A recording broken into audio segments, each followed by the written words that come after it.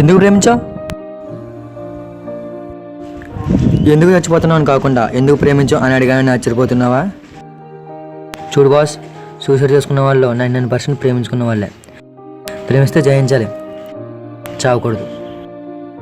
పద నీకు ఎగ్జాంపుల్ చెప్తా.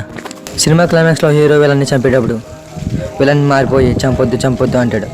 విలన్ మారిపోయి అనుకుంటే హీరో వదిలేసి వెళ్ళిపోతుంటే విలన్ మాత్రం హీరోని చంపాలనుకుంటాడు. ఇక్కడ విలన్ తన విలనిజాన్ని చచ్చే వరకు చూపించాడు.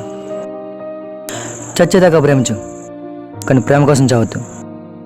ఓకే?